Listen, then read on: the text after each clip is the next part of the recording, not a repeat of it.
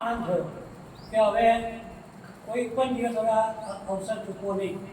અને તેમાંય આજે ન્યાયભાઈ શાસ્ત્રીએ જે સત્યનારાયણની કથા કરી અને જે ડિટેલમાં જે સમજાયું એવું આજ સુધી મેં એક પણ વખત સત્યનારાયણ કથામાં સાંભળ્યું નથી. અને જે એમને દરેક શબ્દોનો અર્થ સમજાય એનાથી હું ઘણો પ્રભાવિત થઈ ગયો છું અને મને બહુ જ આનંદ થયો છે. ને હવે અવારનવાર આવા પ્રસંગો અહીંયા થાય એવું હું દરેકને વિનંતી કરું છું. અને રોહિતભાઈ પણ વિનંતી કરું કે ઓર્ગેનાઇઝર છે આપણા અને સારી રીતે ચલાવે છે આપણું લાફિંગ ક્લબ અને એમના વડે આપણે બધા આનંદ મેળવીએ છીએ એ બધા એમનો ખૂબ ખૂબ આભાર. એકલાગઢના મીડા લખાણ વાત કરી કે ટીમમાં એવું હોય છે મોર વી અને લેસ વી. તમે બધા અગત્યના છો, હું તો સૌથી નાનો છું, પણ દરેકના સાથ સહકાર નથી, બે હાથે જ તાળી પડતી હોય છે. એટલે હજુ બી કહું છું કે આપણો ઓર્ગેનાઇઝર કોણ વલ્લભ છે. આપણે બધા તો કંઈક ને કંઈક બધા એવરીબડી ઇઝ કોન્ટ્રીબ્યુટિંગ. દરેક પોતાનું કંઈક ને કંઈક કામ કરતા હોય છે. મેં જોયું છે એ ગાડી કોઈ જમવાનું આપવામાં હોય, કોઈ ચા આપવામાં, કોઈ નાસ્તો આપવામાં, કઈ ને કઈ રીતે કોન્ટ્રીબ્યુટ કરતા હોય છે. એટલે આ પ્રોગ્રામ સફળ થાય છે કારણ કે દરેકને એવું લાગે છે કે અમારા ઘરનો પ્રોગ્રામ છે. હવે હું શંકર બેગવાલવાલા વલ્લભાચાર્યના હોદ્દેદારો તથા નજીક રાખો. બધા સભ્યો પરમિત ધામનો આગળ પણ પિકનિક થઈ હતી. આ પિકનિક ના કહેવાય, આધ્યાત્મિક આપણી પિકનિક છે. એનું જોઈને મને પણ એમ થાય છે કે અમારે બેંકમાં જે રિટાયર્ડ સ્ટાફ છે એની પણ એક પિકનિક અમે ગોઠવીએ છીએ ઘણી જગ્યાએ. એક પરમિત ધામમાં આખા દિવસની ગોઠવીએ તો બધાને લાભ પણ મળે. એમનું પ્રવચન તો મેં કલ્યાણરાયજીને પણ સાંભળ્યું હતું અને ખરેખર સાંભળવા જેવું જ હોય છે. વસ્તુના અર્થ આપણે જાણતા નથી હોતા, તે બધું સમજ પડે છે. અને જે વ્યવસ્થા લાફિંગ ક્લબ વલ્લભાચાર્ય ક્લબમાં યોગીભાઈ આમનું નામ દરેકમાં હોય, રોહિતભાઈ, એ સિવાય પણ ઘણા. મેં પેલા એક ભાઈ નામ નથી જાણતો, એમને મેં આજે જોયા પીરસવામાં, જમવામાં તો કદાચ છેલ્લે બેઠા, પણ પીરસવામાં જેને કશું જોઈતું હોય ને તેને યંગ હોય તોય લાગી આપતા. ખરેખર બહુ એ લાગે, આપણે પરિચિત નથી છતાંય દરેકને એમને જે સેવા કરી છે એ ખરેખર વિચારવા જેવી છે. મેં આજે જે સામૂહિક ફંક્શનમાં કોઈ રીતે ભાગ લઈને સ્ટેજ ઉપર આવીને બોલ્યો નથી, તો આજે જે આ પ્રસંગ જોયો ને આજે જે આનંદ આવ્યો, બહુ સુંદર સરસ આયોજન અને બહુ સરસ હોય. એના માટે હું દરેકને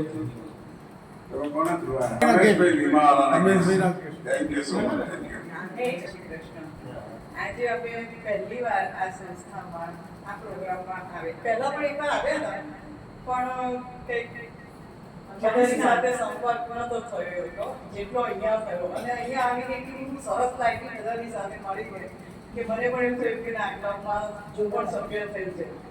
અને આજે જે શાસ્ત્રીજી મહારાજે જે આપણને કથા કરી એ પણ મને ખૂબ જ ગમ્યું કે આ જે રીતે એમને આજે આપણને કીધું એવી કોઈ પણ જગ્યાએ સાંભળ્યું નથી. આ પહેલી વાર તમે આ રીતે સરસ રીતે કથા સાંભળી.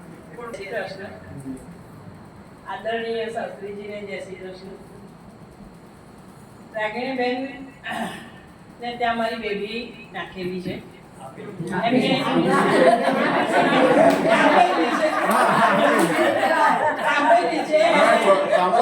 અમે છોકરીઓ નાખેલી હતા અને તમારી છોકરીને અમે છોકરી તરીકે જ રાખી. એનો બહુ આગ્રહ હતો. રાગિણીબેનનો ફોન આવ્યો. અલા સાંભળો, બસ જ્યારથી ઉપડી ત્યારથી કે બેવાનને મારો બેવાન આવશે, મારો બેવાન ફર્સ્ટ ટાઈમ જ અહીંયા આગળ આ પ્રોગ્રામમાં આવી છું એમની જોડે. અને મને એમને કહ્યું એટલે મેં કીધું મારું નામ લખાઈ દો, મારે આ વખત તો આવવું જ છે મેં કીધું. અને આવી તો મને ઘણું ગમ્યું. આ સ્થળ નવું જોવા મળ્યું, પરિચય થયો. યાદગાર પ્રસંગો કહીએ એમાંનો એક આ પ્રસંગ થઈ ગયો એવું કહીએ તો ચાલે. આપણને યાદ આવશે કે ભાઈ આપણે આ રીતે સરસ ગયા હતા. મને ખૂબ ગમ્યું, ખૂબ આનંદ આવ્યો મને તમારી સાથે. 3 મહિનામાં કથા તો કરીએ જ છે, જ્યારથી અમેરિકા થયા ત્યારથી દરેક વર્ષે હું લગભગ ત્યાં હોય તો નથી આવતું, પણ દરેક વર્ષે હું કથામાં હાજર હોઉં છું. પણ આ વર્ષે જે કથા થઈ રિયલી ફેન્ટેસ્ટિક, આવી કથા મેં કોઈ વખત જોઈ નથી. આ બધો બધા મેમ્બરો આવે છે, મોર પીછાવાડે રડિયામનો હોય, આ બધા આયા એટલે આટલો સરસ આપણો પ્રોગ્રામ થઈ ગયો છે અને બધા all have enjoy very well. આપણા બધા સહકારથી really I have no word again say કે no word to explain that enjoyable programme.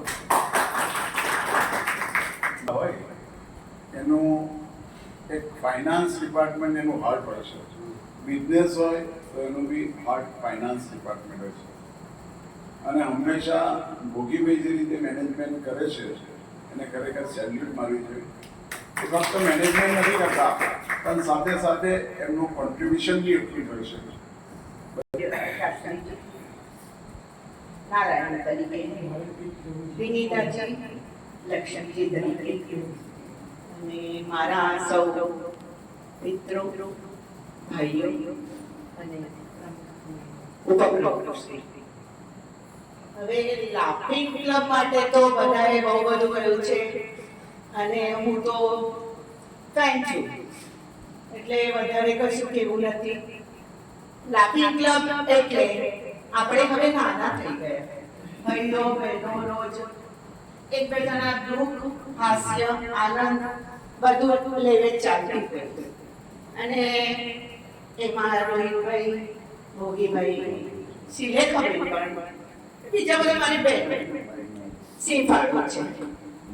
હવે એમાં એવું છે, અતિથિ દેવો ભવ, અને મહેમાન जो हमारा होता है वो जान से प्यारा होता है. આ વાત શાસ્ત્રીજી અને એમના ધર્મપત્ની છે એમને એ સાર્થક કર્યું. અને આપણે મહેમાન બનીને આજે આ પરમહિત ધામમાં આવ્યા એ આપણે કઈ પુણ્ય કર્મ કર્યું હોય એટલે આપણને આવી મહેમાનગતિ માનવા મળે છે. ડેવલપ થયા છે વડોદરામાં.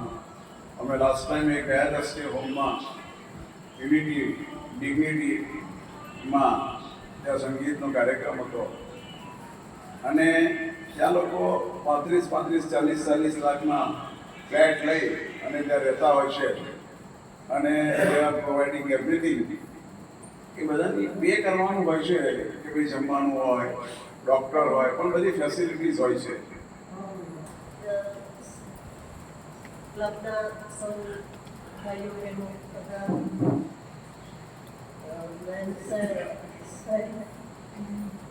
શાસ્ત્રીજી તથા એમના મિસિસ બધાનો ખૂબ આભાર માનું છું. એમણે કથા પણ બહુ સરસ કરી અને મને દર વખતે યાદ કરે છે કે મારા માટે બહુ મહત્વનું વાત છે. હું આવું છું એ જ મળાવું છું, એ જ મારા માટે કોઈ નથી. હું બહુ જ ખુશ છું, બહુ જ ખુશ.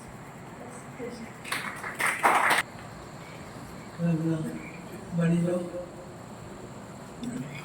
મારે કંઈક કહેવાનું નથી, મને આજે કહેવાનું મોકો આપ્યો છે. મેં શાસ્ત્રીજીને કહું કે તમે આ આશ્રમ બનાવ્યો, ક્લબ બનાવી, જે બનાવ્યું એની અંદર બાળકો પણ વડીલો સાથે આવે, કારણ કે બાળકોને પણ એની છાપ પડે, ધર્મનું જ્ઞાન આવે, સામાજિક જ્ઞાન આવે.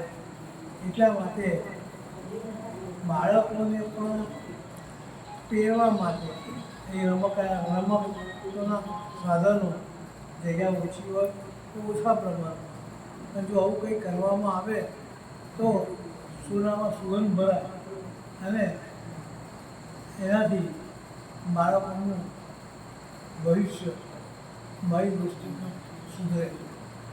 બસ બીજું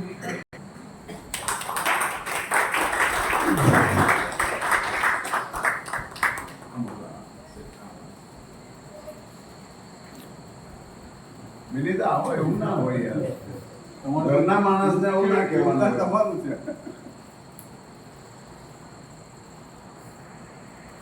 વચનામૃત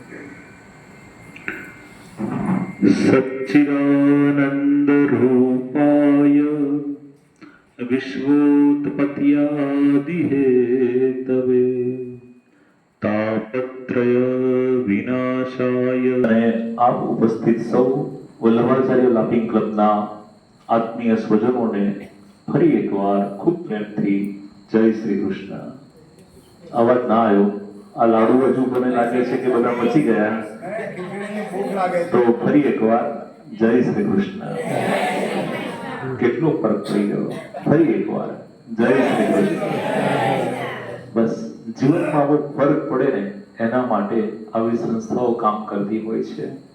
જીવનમાં જ્યાં ડિપ્રેશન હોય, ઉદાસીન હોય, ત્યાં તમને એક જીવવાની તક મળે, અને એ તક એટલે જ વલ્લભાચાર્ય લાફિંગ ક્લબ। એની અંદર આપણે સૌ જોડાયા અને બધા તન મન ધનથી પ્રસન્નતાપૂર્વક આની અંદર દરેક એક્ટિવિટીમાં જોડાવ છો, અને એમાં પરમહિત ધામ નિમિત્ત બને છે। એ પરમહિત ધામનું ગૌરવ છે। આપે બધાએ અહીંયા આવી અને પરમહિત ધામની આ પુણ્ય પવિત્ર ધરાને વધારે પાવન કરી છે, એ માટે ખરેખર પરમહિત ધામ તમારો ખૂબ ખૂબ આભાર વ્યક્ત કરે છે। વલ્લભાચાર્ય લાફિંગ ક્લબ ના ટોટલ નંબર કેટલા ભોગીભાઈ? 100 મેમ્બર છે। 100 થી 150 મેમ્બર હોય અને દરેક વ્યક્તિ દરેક પોતાના ઘરમાં એકવાર સત્યનારાયણની કથા કરાવે તો વલ્લભાચાર્ય લાફિંગ ક્લબના 150 મેમ્બર 150 કથા કરાવે છે। પણ આ 150 કથાને મર્જ કરી અને જો રંગઅવધૂત મહારાજ એવું કહે છે કે જ્યારે ચાલુ વલ્લભાચાર્ય લાફિંગ ક્લબમાં જોડાયા એટલે આપણે 7 દિવસ જીવનના પરમાત્માને સમર્પિત કરવા પડે। પણ વગર ચાખે આપણે જો સત્યનારાયણની કથા હોયને શીરો બનાવીએ તો એ શીરો અત્યંત આપણને એનો સ્વાદ જ કંઈક ડિફરન્સ હોય। એવી જ રીતે પરમહિત ધામમાં તમે બધા જ્યારે આવો છો ત્યારે આ બધી પ્રસાદી મહાપ્રસાદી થઈ જાય છે। એનું કારણ કે એમાં રહેલો ભાવ છે। આપ બધાનો પણ પરમહિત ધામ માટે ખૂબ આત્મીય લગાવ અને ભાવ છે। એમાં શ્રી રોહિતભાઈ જ્યારથી આ ખેતર થયું હતું ત્યારથી આ જગ્યા અમને બતાવી છે, અને એમણે હંમેશા અમને મોટિવેટ કર્યા છે કે વગેરે ચિંતા ન કરો શાસ્ત્રીજી, આ થઈ જશે, આમ થઈ જશે। આર્કિટેક્ટ શ્રી યોગેશભાઈ દેસાઈ, એમને પણ હું સ્મરણ કરું, જે રોહિતભાઈના પરમ મિત્ર છે, અને એમણે અમારો સંપર્ક કરાવી અને જે અમારું સપનું હતું એને ચરિતાર્થ કરવા માટે એમણે બહુ સુંદર નકશો બનાવી આપ્યો, અને એ પ્રમાણે પરમહિત ધામની આખી આ સંરચના થઈ છે। આગળ જે અગાઉ આવ્યું છે, જેમ સવારે કીધું એમ કે થોડા દિવસ પૂર્વે જ 27 નક્ષત્ર અને 12 રાશિનું પણ અમે વન ઊભું કરી રહ્યા છે કે જેમાં 27 નક્ષત્રો અને 12 રાશિના પણ વૃક્ષો હોય। તમારા રાશિ પ્રમાણે, તમારા નક્ષત્ર પ્રમાણે એ વૃક્ષનું જતન કરો, એને રોપો કે એની નીચે બેસીને તમે પાઠ કરો, એનું મહત્વ રહેલું છે। તો એ પ્રમાણેના પ્રકલ્પો અહીંયા ચાલી રહ્યા છે, અને આવનારા દિવસોની અંદર અનેક આવા કાર્યક્રમો છે। તો પરમહિત ધામ આધ્યાત્મિક સંકુલ આપને સદા આવકારે છે। આ આપનું છે, સેવામાં અમે કાયમ એની ગાડી તત્પર છે। પરમહિત ધામની અંદર જે પહેલી વાર આવ્યા છે અને એમને પોતાને જે એનો સુખદ અનુભવ છે એ પોતાના પરિવારજનો સાથે, પોતાના મિત્ર, પોતાના આત્મીય સ્વજનો સાથે ફરીવાર એની ગાડી આવી શકે છે। મારો નંબર લાગે રોહિતભાઈને સંપર્ક કરો અને મારો સંપર્ક ડાયરેક્ટ થઈ જશે। તો મારું વિઝિટિંગ કાર્ડ એ રોહિતભાઈ પોતે છે। રોહિતભાઈને તમે સંપર્ક કરશો તો મારો સંપર્ક ઇઝીલી થઈ જશે। પરમહિત ધામની અંદર થોડા દિવસો પહેલા જ 3 દિવસનું મહારુદ્ર યજ્ઞ પંચકુંડી 31 બ્રાહ્મણો દ્વારા હતા। બેનની અંદર સાક્ષી હતા, એમના મામા હોય તરીકે એ ગાડી આવેલા, અને ખૂબ સુંદર યજ્ઞ થયો। અહીંયા વિષ્ણુ યાગ, પુરુષોત્તમ યાગ, નવચંડી યાગ, આવા બધા યજ્ઞ યાગાદિના કાર્યો પણ ખૂબ સંપન્ન રીતે થાય છે। અબીલ ચડાવવાથી આયુષ્યની વૃદ્ધિ, ગુલાલ ચડાવવાથી પ્રેમમાં વૃદ્ધિ, સિંદૂરથી સંતતિની પ્રાપ્તિ, અને હળદર ચડાવવાથી આરોગ્ય આયુષ્યની વૃદ્ધિ। એ શ્લોક સાંભળ્યો, જો આ એક શ્લોક તમને બધાને આટલો સ્પર્શ કરી ગયો હોય તો 18,000 શ્લોક, 12 સ્કંદ, 335 અધ્યાય, અને પ્રભુ 125 વર્ષ ભૂતલ પર રહ્યા, એમની દરેક લીલાના જો ગુણાનુવાદ આપણે સાંભળીએ તો કેટલો આનંદ આવશે। તો એ આનંદ આપણે ચોક્કસથી જ્યારે પ્રભુ ઈચ્છા હશે ત્યારે, અને જ્યારે બધા આપ તૈયાર હશો ત્યારે ચોક્કસથી 7 દિવસની કથાનું આપણે મંગલ શ્રવણ કરીશું, એવી ઠાકોરજીના ચરણોમાં પ્રાર્થના કરી આપ બધા પ્રસન્ન રહો, ખૂબ આનંદમાં રહો, નિરોગી રહો, સ્વસ્થ રહો। ઉંમરમાં બધાથી હું નાનો છું, પરંતુ પ્રભુ પાસે એક જ વરદાન માંગુ, સર્વેત્ર સુખિનઃ સંતુ સર્વે સંતુ નિરામયા સર્વે ભદ્રાણિ પશ્યન્તુ મા કશ્ચિત દુઃખાત ભવેત. તો સર્વને ખૂબ પ્રેમથી જય શ્રી કૃષ્ણ.